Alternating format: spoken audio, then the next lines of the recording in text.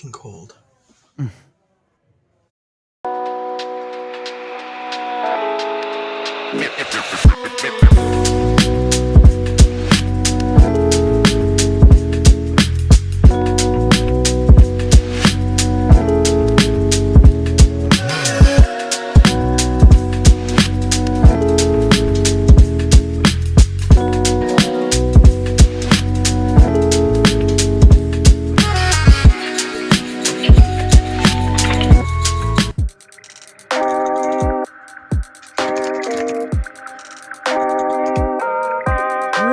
Welcome into the DNVR Avalanche Postgame show, live from the Toyota Lounge, the first Losers Lounge in a while, but it is still powered by your Front Range Toyota dealerships, and we are, of course, presented by Bet365.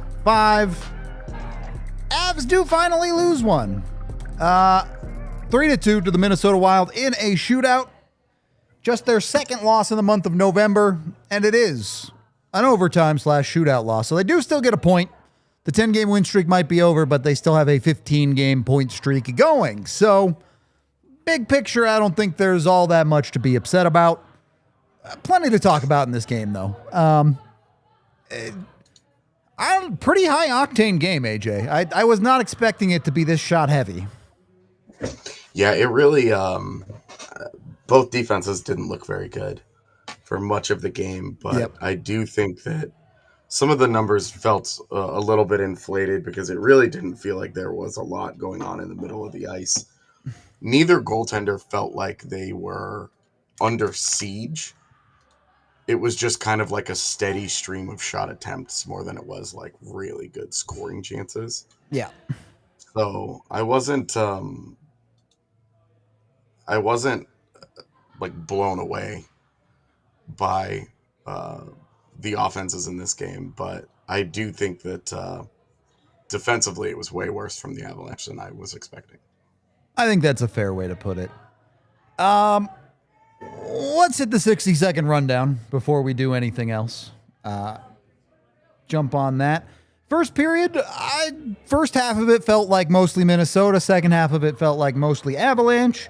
Both teams got their one power play of the game in that period and nothing to show for it. The Avs do eventually break through off some great work from Artturi Lehkonen to feed Nathan MacKinnon to give the Avs a 1-0 lead. Second period, by far the worst period of the game for the Avs. Minnesota is able to score twice in that period. One, maybe a fortunate bounce for Minnesota, kicks in off of Kaprizov's skate. The other one, a much better play, a good finish from Kaprizov off a nice setup where the Avs defense did get a little bit turned around and discombobulated to make it 2-1. Third period, the Avs come out and push back. Gabe Landeskog just refused to be denied on the Avs' second goal of the game to make it 2-2, which gets you to overtime. I think the overtime tonight is everything wrong with the modern NHL overtime, so it goes to a shootout. Yep. And then the Avs are still bad at shootouts, so they lose. Yeah, when... I'm not allowed to use adult language. When you're being a whiny man baby about 3v3 and I'm rolling my eyes at you, that's the kind of overtime that proves your point and damages my argument of, I know it's not as fun as it used to be, but it's still a pretty good time. That wasn't a good time. That was a waste of time for everybody.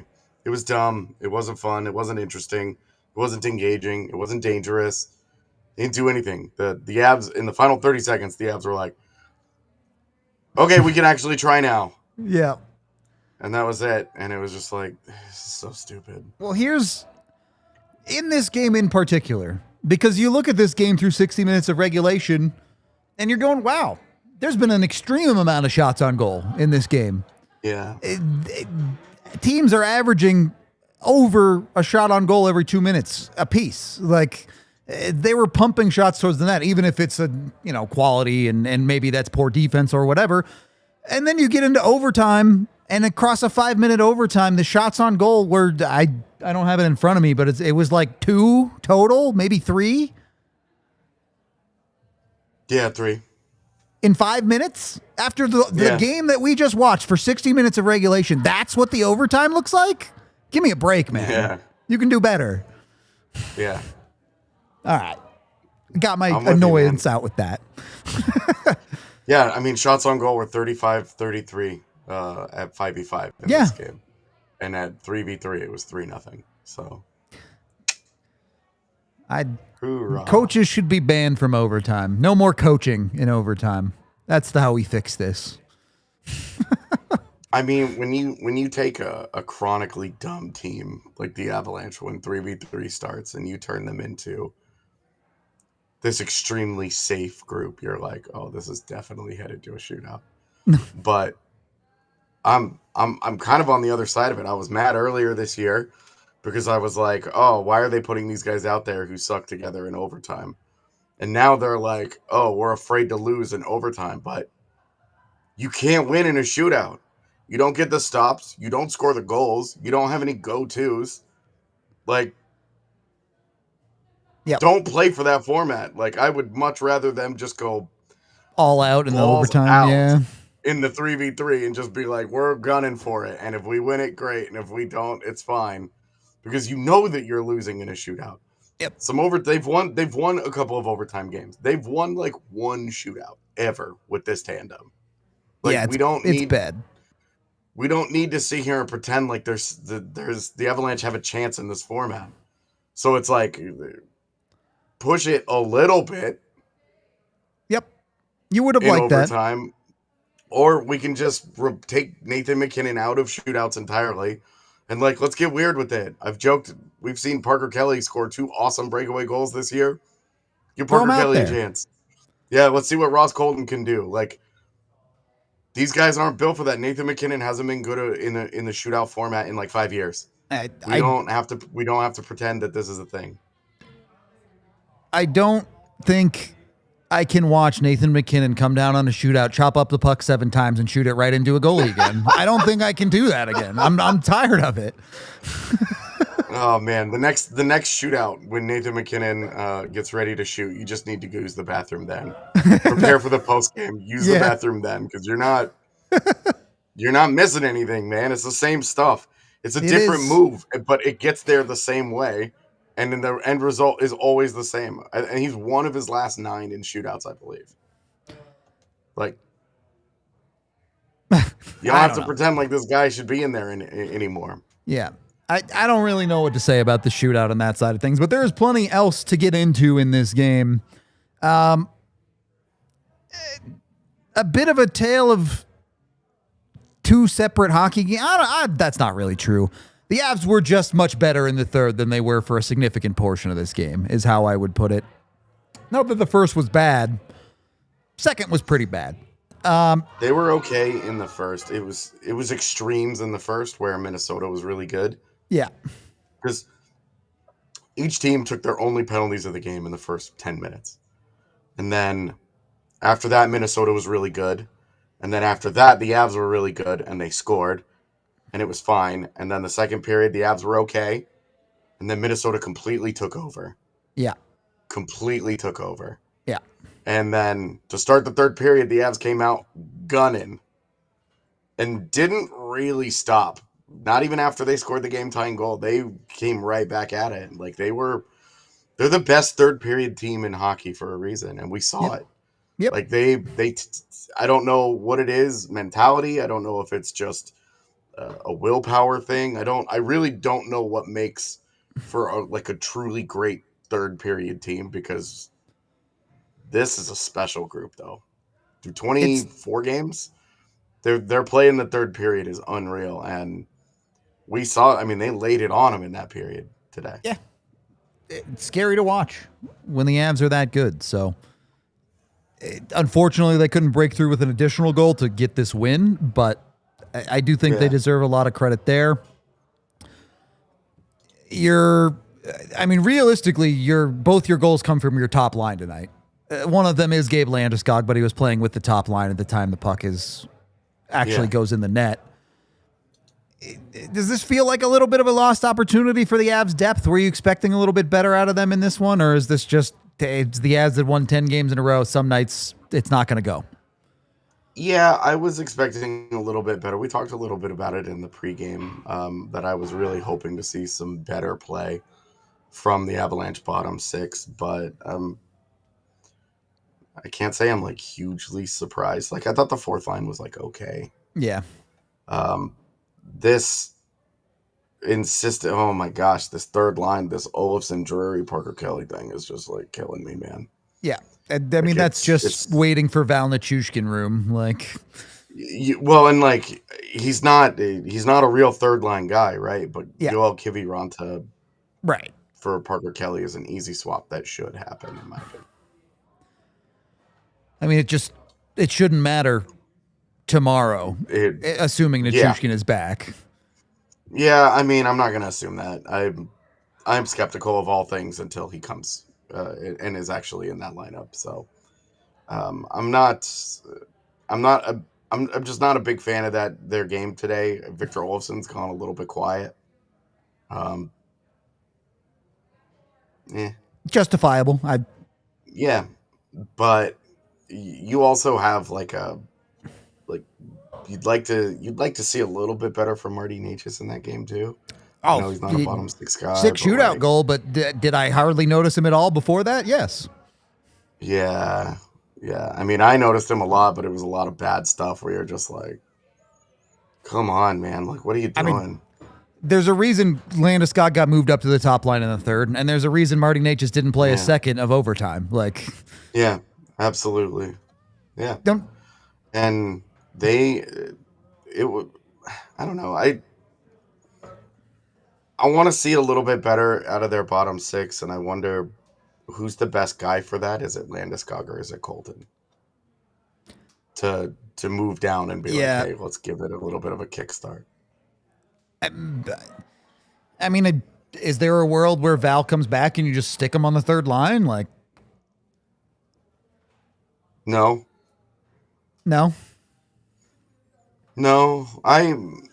I would go either Colton or Landeskog down there because those two guys can drive a line. Yeah, fair enough. And that's kind of my goal there is just to get them, is to get Drury and Olofsson kind of just like that classic like play driver that they need. Sure. Yeah. To really be effective because we've seen them be insanely effective with both guys, which is why I lump them in together. And I'm like, I truly don't care. Pick one. Just either is fine. Yeah. Yeah. Honestly, either one is completely fine with me. All right. This game's in a weird spot because I think it's too hard to put blame on your defense and your goaltending in a game where you only gave up 2 real goals. You feel like you need your offense to get you to 3 on any given night. But also, the Avs defense got worked, maybe because of their puck management more than anything, for decent stretches of this game. Yeah, their puck management was the worst it's been. I would say even worse than the Nashville game because the Nashville game, it got better as the game went on, where they stopped making mistakes. And in this one, there were so many mistakes. And I think the difference there is that Nashville's terrible. So as the Avs got a little bit better into the game, there was not a lot that Nashville could do about it. But Minnesota isn't terrible. And so when the Avs were making mistakes with the puck, like they were getting it crammed down their throat. Yeah. And it just turned into cycle into cycle into cycle. So that's, for me, I'm just like, their play with the puck wasn't good, but a team that's playing with a ton of confidence. Yeah. Yeah. It did. That's, you put yourself into the wood chipper there, and that's that. Well, you got what you had coming to you. I think, especially in that second period, you watch Minnesota give the 110% effort, right? Yeah. They were going full bore for the vast majority of the night until they got scared in the third period and the Avs punched back. But you got I don't know if I would say it was an A execution game from Minnesota, but you got the A effort from Minnesota. Yeah. And I mean, I wasn't in love with the way it looked for the Avs at times. It did feel like the Avs were chasing this game for decent portions. And some of that is the puck possession, but some of it, I think you look through some of those stretches and you want the Avs to be more competitive in the puck battles at times, at the very least. If you're not going to have the execution with the puck, you need to have the effort, I guess is the way that I would put it. Yeah. So. Yeah, definitely. And I also think that when we're talking about the improved Avalanche defense this year and their improved ability to clear out the middle of the ice, not give up high danger chances, you look at who was their worst defenseman today at doing that. It was Brent Burns. And he's been their biggest change from last year in improving that part of their game. So he has a bad day, and suddenly the rest of the defense is struggling in that area. Sam Girard was the best Avs defense in preventing high danger chances today. That's backwards of what you were thinking it's going to be. Brent Burns is supposed to be that guy, and they tore him up. Fair shout, but I would not say I was content with any of the Avalanche defenders when it come to giving up the high danger chances. It felt like Minnesota was finding the middle of the ice extremely easily for the entire game, to be honest. Yes and no. Like, I think they had a lot of high danger chances, but I think there was a lot of contested high danger chances, if you know what I mean. Like, it was a lot of like stick on stick, bodies in the lanes. Like, some of these chances are getting counted as high danger chances when it's like there's 5 guys in front of the net and everybody's slapping at a puck, and one of them floats to your goaltender, kind of thing. And it's like, okay, I'm really not worried about that, but from where it is on the ice, that'll be counted, right? Yeah. And so I think some of the numbers are going to be bloat today. And I'm excited. I will rewatch the game in the morning and just see if I view it differently. Yeah. Because I didn't feel like the middle of the ice was a huge problem in terms of like clean looks. Sure. The puck was there a lot, but I didn't think there were a lot of clean looks. But Brent Burns was the guy that I felt was the worst at it, and he's supposed to be your best. And that's where I'm like, hey, this isn't a hard straight line to draw, because I would agree with you. I'm not looking at any Avs defenseman going, well, that guy had a good game there. Yeah. No. But the guy who that is what he does defensively at the highest level and is like one of his only selling points in the defensive zone cannot be your worst in a game. That's a tough one. And I don't know that I'd say directly at fault. There are other issues there, but he is the man marking Kaprizov coming down the middle on Minnesota's second goal. Frankly, he's the man there. I don't really have very many other problems with the play. Yeah. If Burns is paying attention, he just ties up the stick. We're done. We're not looking at that. We do have to take our first break of the show here, so let's make sure we're shouting out our sponsors. Like Shady Rays. Feels like the Avs might have forgotten something in the second period in the defensive zone, the same way I have forgotten my sunglasses when I'm sitting at the gas station. It's very sad when I realize I've driven off and that those sunglasses are never coming back. But Shady Rays has your back in that situation. You can go get yourself any pair of polarized sunglasses from Shady Rays today. Get 35% off that pair with code DNVR. But once you get them, you've got 30 days. You don't like them, you lose them, you break them. Shady Rays will replace them entirely for free. So you don't have to worry about wearing your sunglasses. You don't have to worry about forgetting them. You can take them out and actually use them. It's the way to go. Make sure you're getting with Shady Rays today. Again, go to shadyrays.com and use that DNVR code for 35% off any pair of polarized sunglasses. Try for yourself. The Shade's rated 5 stars by over 300,000 people. And once you got your Shady Rays on and are feeling good, make sure you get with Game Time. The Avs are coming back to town tomorrow. Maybe you want to get tickets to go see the Nordiques jerseys against Montreal. You can do that with Game Time right now. And Game Time will get you fantastic deals in all sorts of different ways. Whether it's the section selector, last minute ticket deals, or you can just search for the tickets you want, and the Game Time Picks feature will filter out all the junk and only show you the best tickets for the best prices. So make sure you're getting with Game Time today. They even have tickets to things like concerts and the theaters. I know Tiff was telling me she was going to go see some band that I don't remember because I don't like music. That's not true. I love music.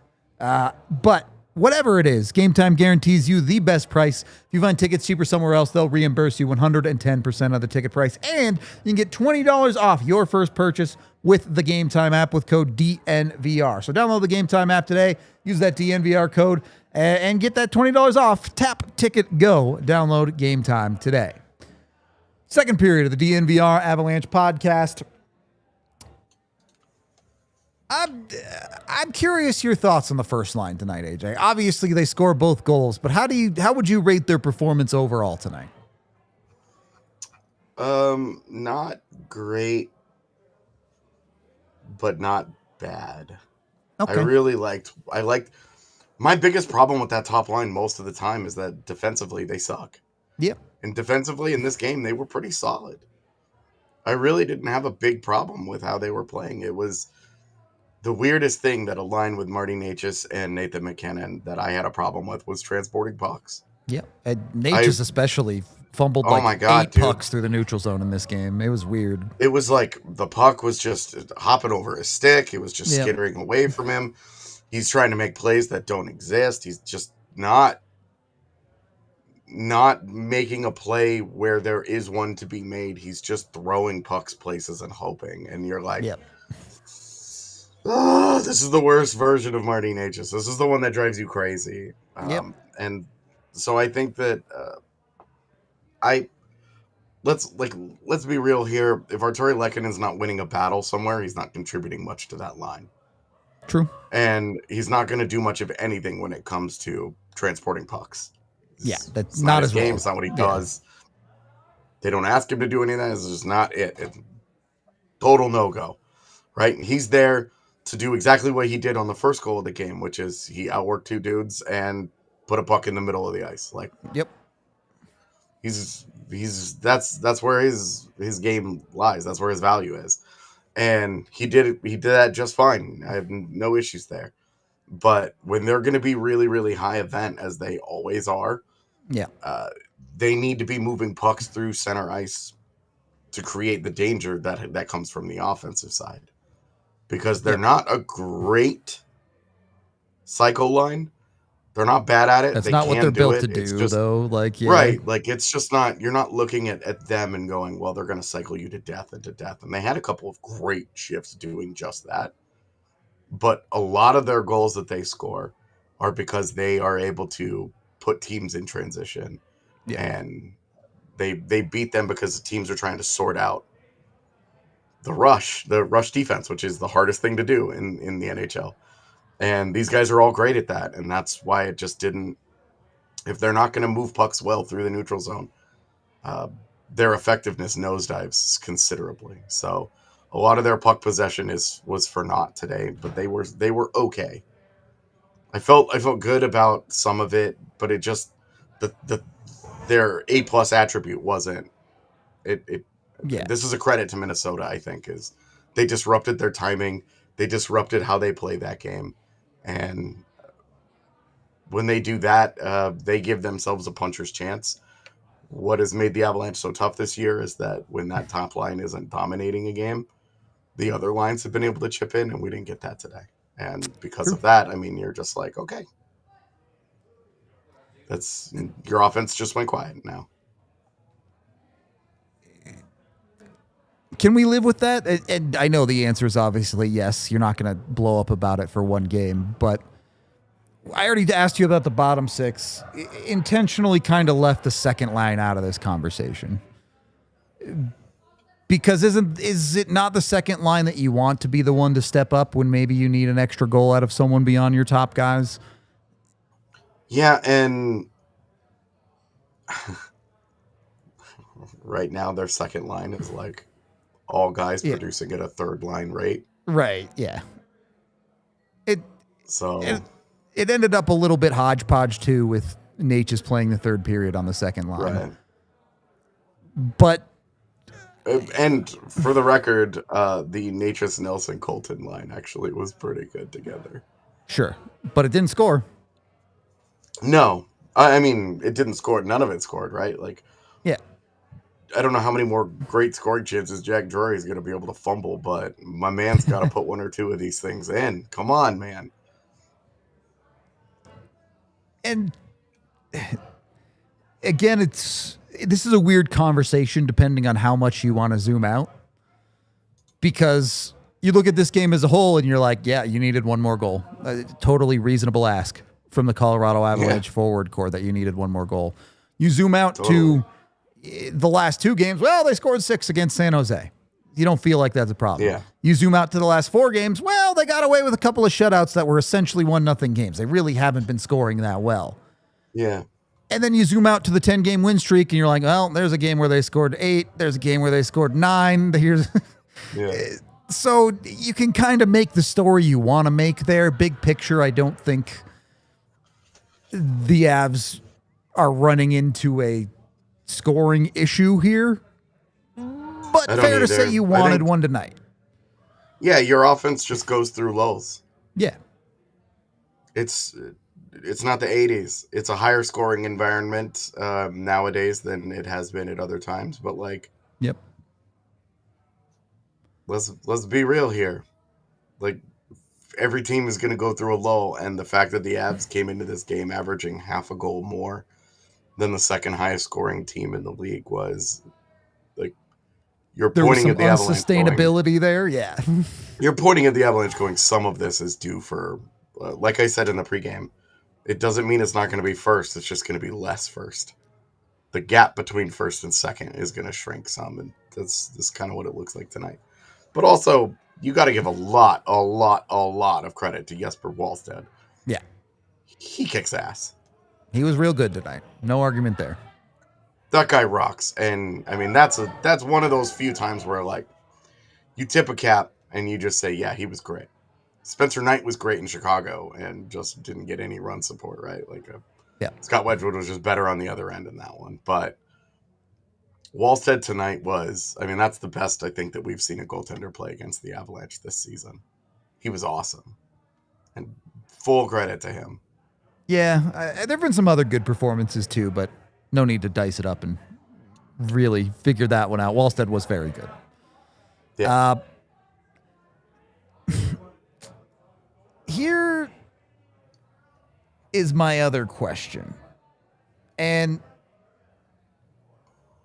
I don't know. I'm trying to formulate my thoughts on the Avs defense tonight. You already mentioned the struggles of Brent Burns. But you're looking at the top pairing. And I think I have lived with what the Avs have gotten out of Devon Toews a lot this year, because there's still been those moments where Toews has a great stick defensively and he'll still break up some plays and will still have that quality of play. His struggles with the puck, I think, particularly in the offensive zone, when do they start to become a problem? I guess I'll ask it that way. I think we could start having this conversation for real. The season is a quarter of the way over. Yeah. We've really been kind of having like he was slow to start last year too, and then he had 33 points in 40 games or whatever to end the year. Like, he was fantastic. By the end of the season, he was like, duh, Devon Toews is just normal, right? Yeah. We're a quarter of the way through another slow start. He doesn't have any goals offensively. We've watched him sail multiple like great scoring chances, and tonight was another one. Doesn't even hit the net. Yeah. Has a golden scoring chance early in the I think it was the third period, and just sails the net. Not even competitive. Yeah. Yeah, and I think you're starting to have a real conversation of, okay, we've been talking about the Avalanche's need for a third pairing defenseman on the left side. Yep. This isn't Devon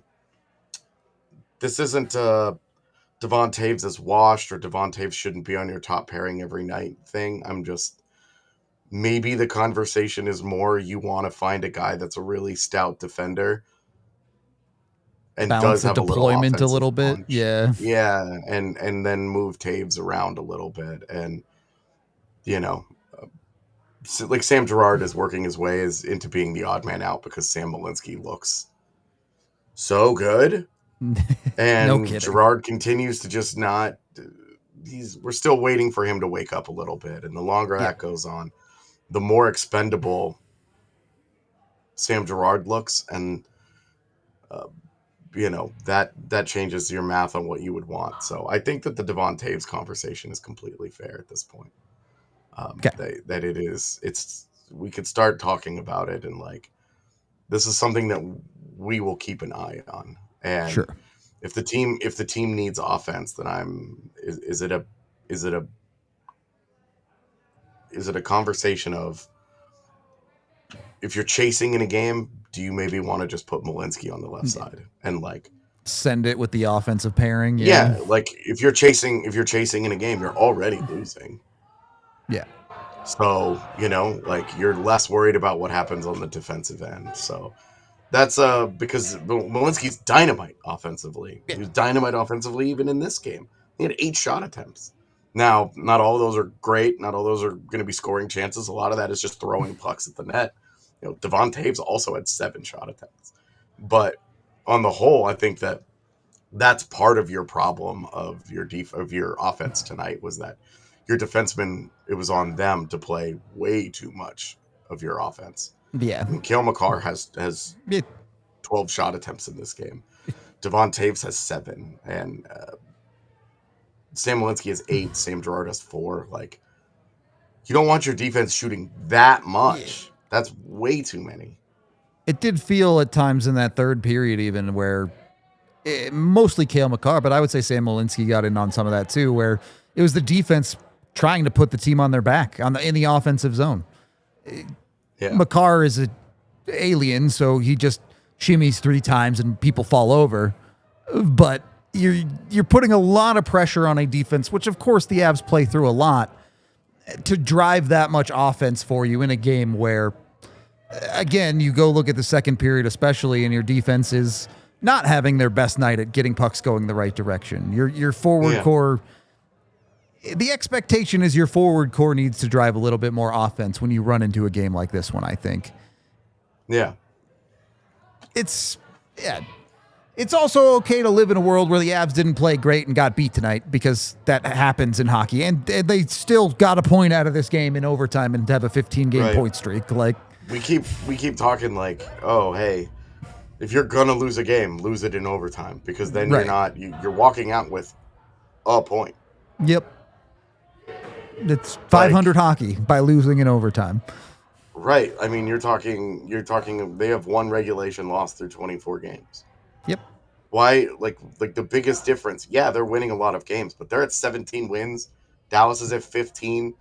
Tampa Bay's at 15. Minnesota's at 14. Like, it's not the way that they're winning, it's the way that they're losing that has put them where they are in the standings.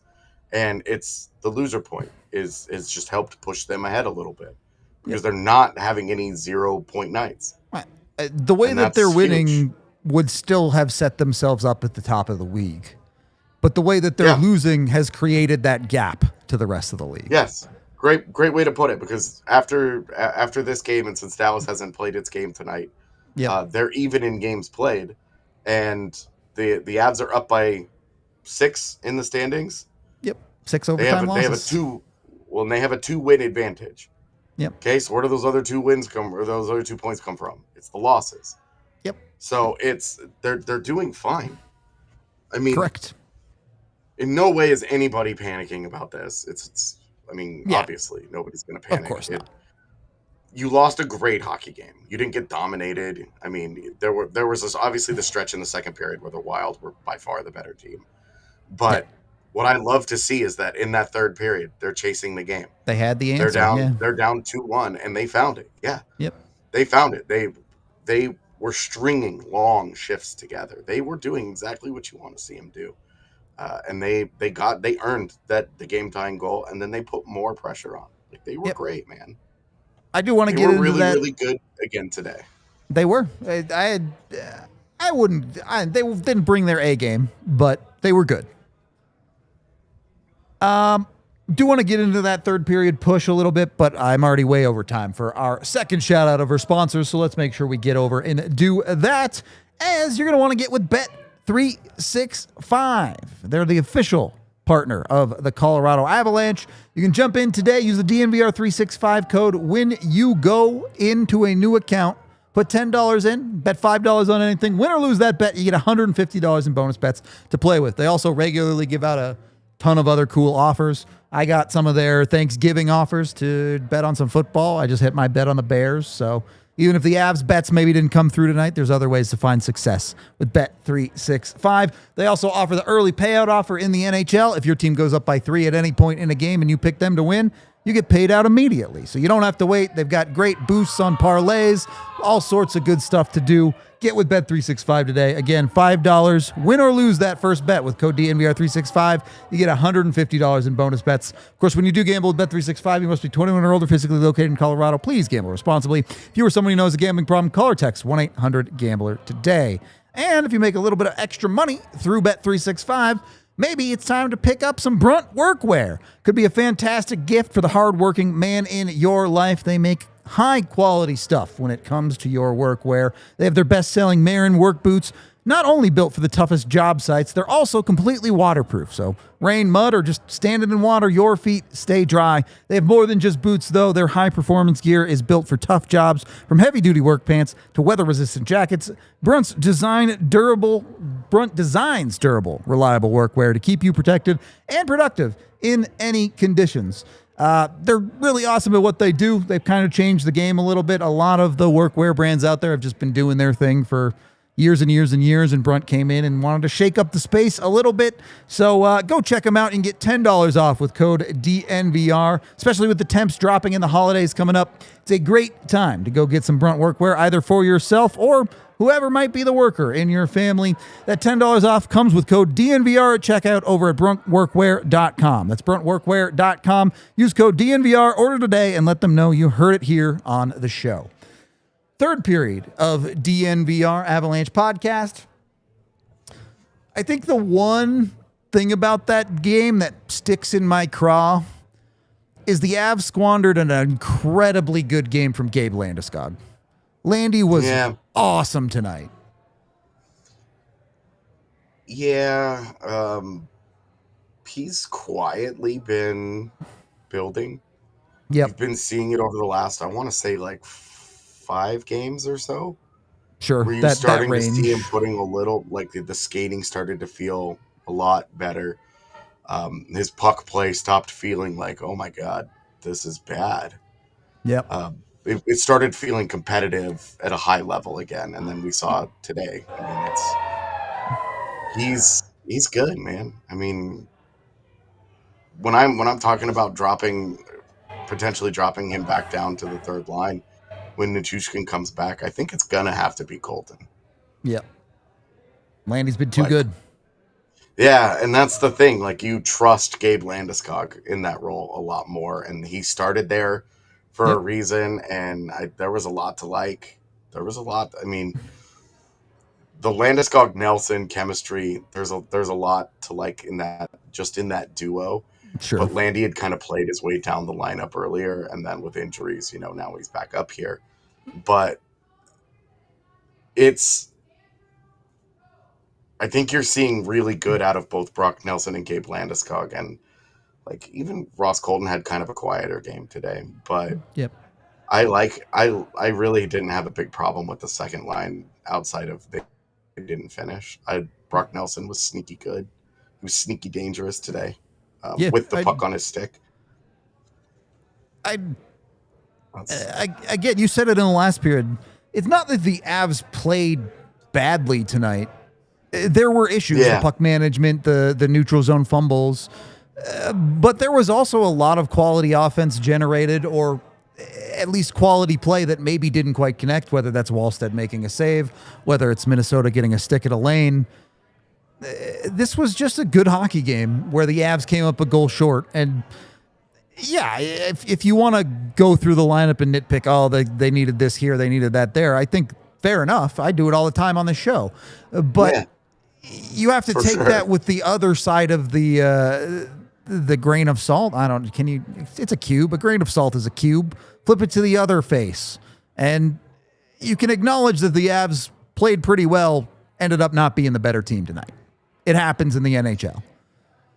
Yeah, and again, we're talking about still got a point out of it. So right. The Avs floor this year has been at a point in all but one game. Yeah, which is an important distinction. There are nights where you get a game into overtime and it feels like you stole one. Yeah. I don't think that's what this game is. Yeah, exactly. This was a game where the Avs played pretty well, couldn't get it over the hump, And unfortunately, that cost them a point, but they still did get 1 point out of it. So that is what it is. On Landeskog's front, I mean, that goal shift alone has to earn him some credit, right? Like he's awesome. one-man armied that thing from the neutral zone all the way through, gets hit in the face, and still gets up and out muscles a guy for the finish. Yeah, he was awesome. What more do you have to say? That's that kind of like, that's that heart though, that they have been lacking, and that just some of that will to win that we've talked about in recent years, where it was like the last 2 years of Avalanche teams, when things didn't go their way, they went away sometimes. Yeah. Yeah. You could see there were nights where they just went away. We're 24 games into the season, and I don't think there's been a single game where that's happened. No. Where they've just... The fact that they've made it overtime in all but one games. And even the Boston game they lost in reg, they were like unloading in the third period on them. Oh my God. I mean, you go and look at the numbers from that game and you're like, this is the game they lost? Right. This was it. So, yeah, it's... we talk about that floor a lot, and Landeskog has done a great job of like raising that floor and making them a lot more well-rounded, bringing some of that emotional maturity and that heart and the soul, the physicality, the toughness. I mean, this is what he does. And we talk about, hey, it might be Colton that needs to go down to that third line. I think part of that is you need a little bit more of the Gabe Landeskog in your top six. Yeah, you have Artturi Lehkonen who goes into corners and does that hard work. But especially when you look at that second line, Nelson is a big guy, but that's not really what he does. He's not really the guy that you're going fishing into corners and expecting to win battles. Nichushkin can do some of that, but doesn't quite have the edge to his game that someone like Gabe Landeskog does. And frankly, you even look at someone like Colton. Colton does work hard as well, but unfortunately, he's not built like a linebacker like Gabe Landeskog is. So he's just, frankly, Colton's just not good enough. Sure. He does. I mean, when you talk about him being a second line player, I think Ross Colton does 95% of everything that you want out of a just a little out of his depth. Yeah. Yeah. That guy botches so many scoring chances. So many scoring chances. Yep. And that's because he's not good enough to catch them. He does everything right getting there. He helps create them. He's in position. He does all of that really, really well. But he just doesn't score. He's a good enough goal scorer or I should say he's a good enough player to be a 20 goal scorer every year because he creates a volume of chances that he can get away with missing on 3 out of 4 of them or whatever those numbers are made up. But yeah, he is in position to score 30 a year. Right, and exactly. We're talking about him actually getting to 20 because I think he's only done it once in his career. Yeah, I mean he had 18 once, I think, too. But right, he's hovered around it. Yeah, basically his whole career. Last year he played 61 games. He scored 16 goals. Yep. Like he's always in that range. Right now, just shy of a 20 goal pace. Yeah. So I think he's probably it. Like he's the obvious candidate there, but I absolutely love what Ross Colton brings to this lineup. He's great. His toughness and his drive, and he's got the right kind of crazy because he doesn't play on an edge where he takes a lot of dumb penalties, but he does bring an edge and a competitiveness to a lineup, and he's got skill. You know, you look at what Ryan Hartman does for Minnesota. Hartman is nuts. And frankly, he's a jackass, but he's really, really effective because he gets in guys' heads and he does all this, and he's got enough skill where he's had a couple of pretty good years. But he also hurts his team a lot by doing dumb stuff. Yeah, this is where Ross Colton, you don't worry about that with him. Yep, like he doesn't make those silly mistakes. I love him. Maybe more every game because you see his value to his team. when they need someone to kind of pull them into the fight when they're sleepy a little bit. Ross Colton has consistently been able to do that with them. It's so good. And all of this to come full circle on what we were talking about earlier. Yeah. Is the Avs offense going through a little bit of a lull, and maybe especially their depth? Yeah. Sure. But then you remember, oh, right, Val Nichushkin's out. Oh, right, Gavin Brindley's out. And all of a sudden, you get Nichushkin back soon, whether it's tomorrow or whenever it ends up being. And guys start to slot back into where they're supposed to be in this lineup. And no one's going to be shocked when the third line scores a goal with Ross Colton back on it. Well, and like I think we're sort of working our way towards Gavin Brindley maybe slotting in for where Victor Olofsson is now. Yep. Logan O'Connor and Parker Kelly and Kiviranta making up a fourth line, because I still don't think that Bardakov is going to keep that job when all those guys are healthy. I don't either. And Kelly's going to go back into the middle, which sucks. Like but you can see where the Avalanche are going to value that. And you're talking about guys being out. They haven't played with Logan O'Connor for 1 second this season, and they have the third best penalty kill in the league. Yep. And like, this is exactly the kind of game that Parker Kelly, that Logan O'Connor would have been great in, with his speed, with his physicality, his defensive prowess. Yep. Like, you put that guy into your lineup, and you are a little bit more dangerous, and you're not having a line that's you're out there going, oh my God, they're out there getting absolutely caved in again. Because with this version of the fourth line, that's what you're worried about. And they weren't the problem tonight. I don't even think they were a problem. Of course not tonight. It's like, I don't think they had a bad game. It's just that with LOC, the difference between LOC and Ivan is enormous. You know, like Ivan is a kind of a quiet player, but even on Logan O'Connor's worst days, he's productive. It's the same thing as what you're talking about with Ross Colton moving up to a second line, right? Does 95% of the work there. But the conversation with those fourth line guys, I think, is a lot more. Obviously, Logan O'Connor does a bunch of things great. Reads the play well, super good defensively. But where Logan O'Connor takes that next step is his hands are just good enough when you're talking about a fourth liner. It's not the Yoel Kiviranta problem of every time the puck is on his stick, the plate dies. It's not the problem of, okay, you can go out and do the hard work to earn a puck, and then what? Logan O'Connor can give you that extra 2% to make the right pass or take the next step. As long as he doesn't go to his backhand on a breakaway, it's good. But amen. And we have also seen Gavin Brindley brings that try hard defensively. Yep. He brings the effort. He brings with some the work skill rate, upside. But the skill with the puck is what has made him such an intriguing and effective bottom six player to start this year, because every line that Gavin Brindley becomes a part of, their offensive ceiling gets a little bit better. But they don't have, you look at like with Victor Olofsson, when he goes quiet, he doesn't do much. Yep. And what is he bringing to the lineup? Because he's a very limited guy.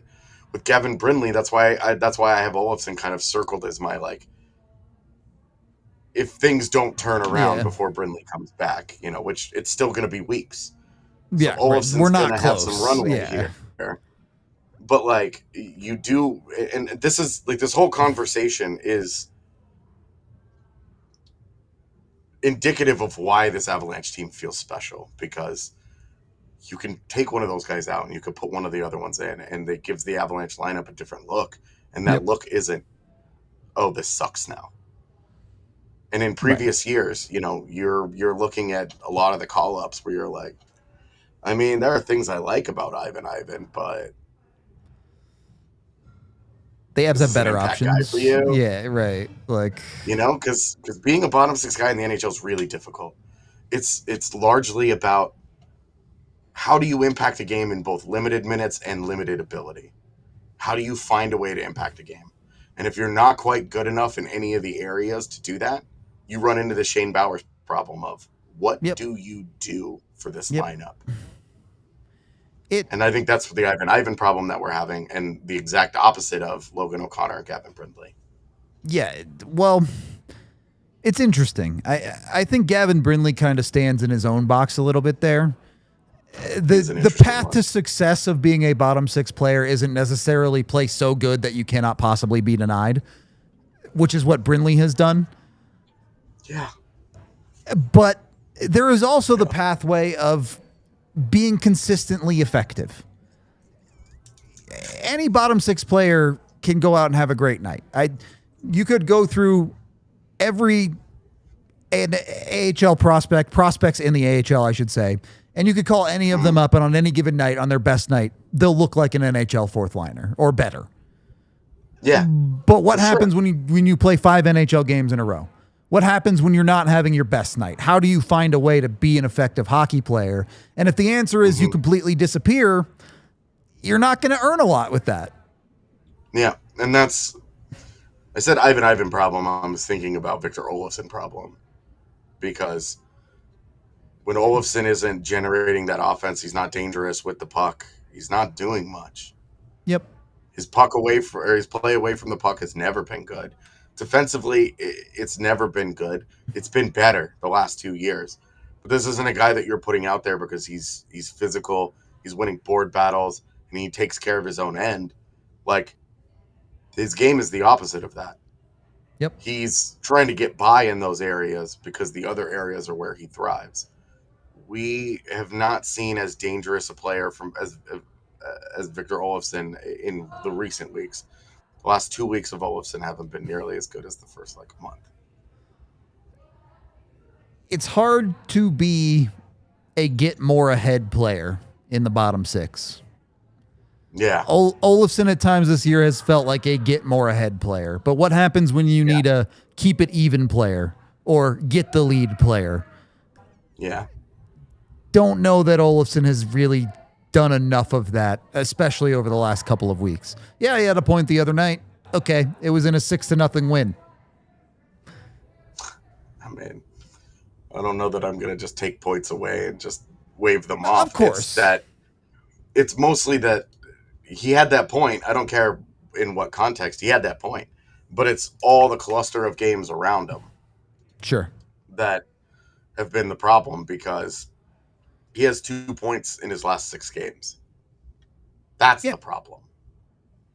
And that's not like horrible, but when you're asking a guy whose job is essentially just scoring points in that bottom six, you need to score points. And this is, again, to reiterate, a nitpick. Yeah. We are coming off a stretch of hockey where the Avs are... This is only their second loss in the month of November, and they have yet to lose in regulation in November. And they get a chance to go redeem themselves tomorrow night, too. Yeah. I looked out a little bit further. Olofsson, 2 points in 8 games. That's your real problem. That's fair. That's a bit on the slow side for sure. And you can see the Avs have Montreal coming up. They're a team that their hot start has cooled off, but they are good. Then you get Vancouver, which is apparently open for business and selling. That's a team you can beat. You get the New York teams, both teams the Avs have already proven they can beat. Philadelphia and Nashville, teams they can beat. The Avs obviously have to go out and execute.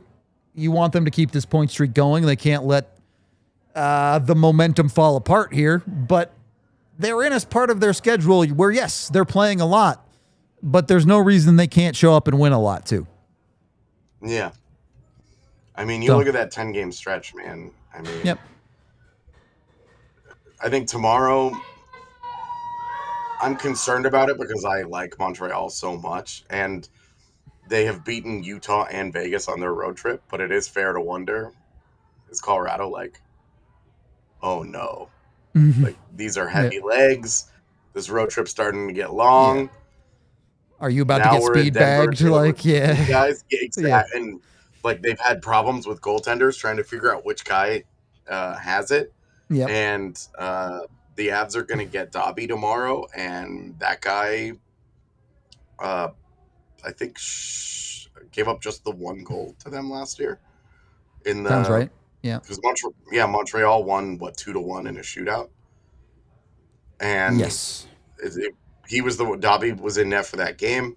Rantanen power play goal was the only one that got scored. I don't know why I remember this. But they've got, like, Montreal is another, like, the top of their lineup is really, really good, and you have to respect them, and they can do a lot of different things to you. But the bottom of the lineup is you should be eating greedy. You should be able to have your way. You should tear them up a little bit. And you're getting the better of their two goaltenders, but so is Montreal. So we'll see. I'm excited. I think it's going to be fun.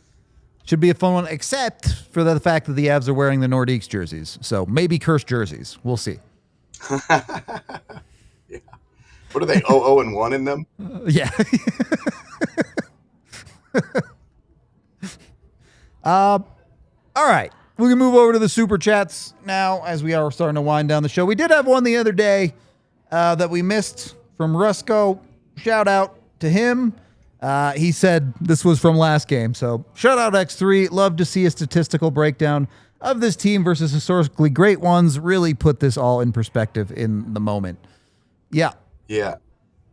When I get a little bit of time, at some point, if there is time at all, that is something I wanted to do. Yeah. And it stacks up pretty well. Put it to you that way. All right.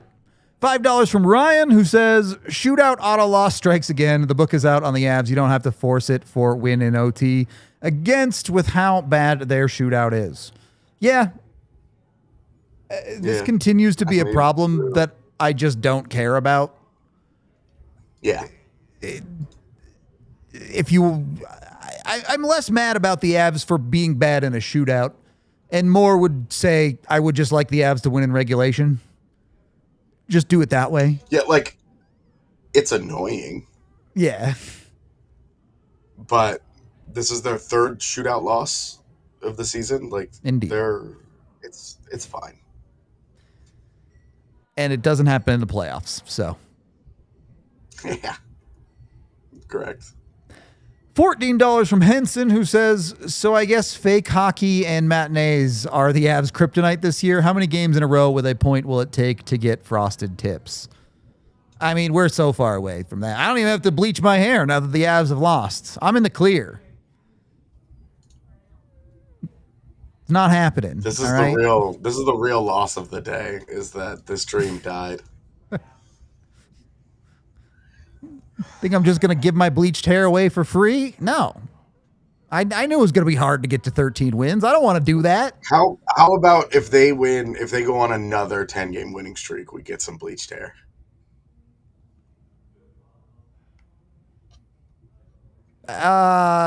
Maybe. We'll start here.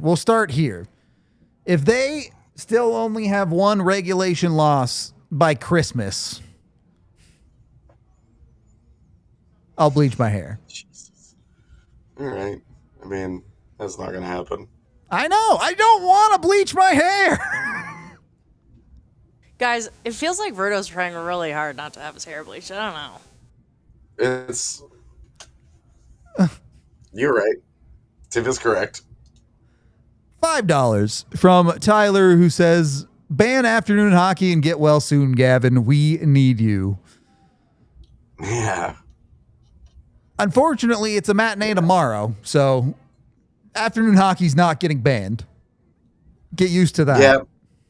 The upside, though, is that both teams played matinees today. Even playing field, so, like, yeah. And both teams are on 3 of 4. It'll be their third game in 4 days. So there's no schedule nonsense. This is just straight up. Do you got it in you or don't you? And I love that. I love not worrying about the schedule. It is nice. It is nice when it's all even on the playing field. It's easy to sit and look at the big picture of the Avs and say, big chillin'. Because the overtime point tonight gets them to be the first team to 40 points in the league. Like, I get being upset any day the Avs lose. You don't like to watch your team win. Totally. Is there plenty the Avs could have done better tonight? Totally. But it's hard for me to be that upset when the Avs have one of the 3 best starts in the history of the NHL. Like, yeah, the way that they've started this season has made it so that it's like, look, and especially again, if they'd lost this in regulation, we would all be going. The conversation would be the same, but it's less bad because they lost in a shootout. Look, of course, more good would be better, but less bad is an all right consolation prize. I tell you, more good is like what we're all after in life. More good. It's just that easy. Avs, they need to be more good tomorrow. I don't know that I have too much else to say here, AJ. So, any final thoughts from you?